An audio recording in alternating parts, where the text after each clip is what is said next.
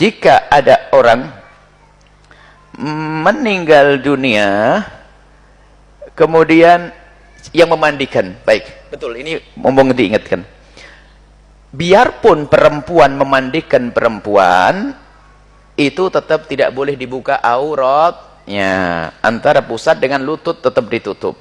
Kemudian di saat harus menggosok wilayah tertentu antara paha dengan lutut, termasuk lipatan-lipatan di dalamnya, maka tidak boleh dengan tangan begini, ini tangan kosong, harus dengan sapu, apa namanya, sarung tangan, agar tidak bersentuhan langsung dengan kulitnya. Kalau ternyata tidak ada, cukuplah guyur dari atas, digosok dari atas kainnya.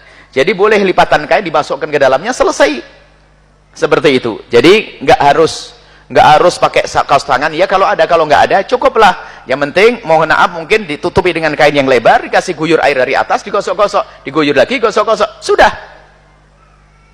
Ini bukan mau dibasah, jangan digosok-gosok pakai sikat segala macam sampai ini. Jadi harus dihormat ini mayat. Kemudian setelah dibungkus, kemudian suami boleh memandikannya. Istri boleh memandikan sang suami, biarpun suami adalah bukan mahram, ya kan, tapi menjadi halal karena sebuah pernikahan. Setelah meninggal dunia, maka tetap diperkenankan, karena Nabi pernah bersabda kepada Siti Aisyah, "Ya Aisyah, lau mutti qabli la ghassaltuki." Aisyah, kalau sampai kamu mati duluan, niscaya yang memandikan kamu adalah aku. Cuma Nabi pakai lau, jika, berarti nggak terjadi. Akhirnya Nabi wafat duluan. Kalau seandainya kau mati duluan, wahai Aisyah, engkau yang akan memandikan aku yang akan memandikan kamu. Berarti disinilah para ulama mengatakan, suami yang waktu meninggal belum cerai lah ya, mantan suami memandikan nggak boleh. Jadi kalau waktu meninggal itu masih dalam keadaan suami istri, maka suami boleh memandikan atau sebaliknya. Baik, kemudian jika ada mayat sudah dibungkus rapi, tidak harus Anda kerabatnya menciumnya. Bikin ribet itu nanti. Sudah rapi, bersih dan sebagainya. Tidak usah harus menciumnya. Tidak harus.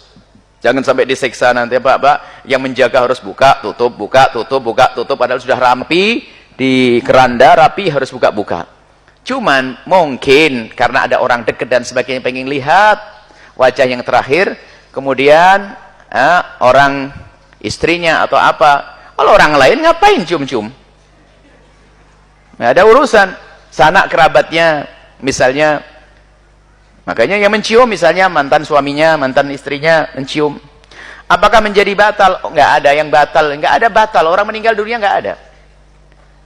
Makanya termasuk ketika, ya ini salah pahamnya seorang sehingga katanya kalau keluar sesuatu bagaimana, misalnya mayat sudah dibungkus rapi lalu keluar kotoran lagi, batal? Nggak ada batal, mandinya nggak harus diulangi. Misalnya keluar kotoran, tinggal dibersihkan saja kotorannya, selesai, bukan harus diulang mandinya. Jadi nggak ada lagi istilah batal bagi orang yang telah meninggal itu. Nggak ada batal wudunya, nggak ada batal mandinya. Jadi nggak ada itu semuanya. Jadi kalau ada suaminya mencium, ya nggak ada masalah, sudah dikafani dan sebagainya, dicium keningnya, boleh-boleh saja. Itu hanya berlaku untuk suami saja, atau perempuan dengan perempuan, kerap dengannya. Tapi kalau laki-laki mencium keningnya, ngapain kamu tuh urusan dengan mayat itu? Nggak ada urusannya. Jadi nggak akan berlaku itu semuanya. Kamu siapa? Nggak ada urusan. Sepupu, nggak ada urusan. Mantan suami, ya, maksudnya suaminya, baik, suaminya yang meninggal dalam keadaan pernikahan masih ada, maka bolehlah dia mengecup keningnya, dan bukan keharusan, artinya itu hanya perasaan saja, ingin merasa dekat dan sebagainya. Tapi jangan disiksa yang menjaga mayat, harus bongkar pasang, bongkar pasang, bongkar pasang.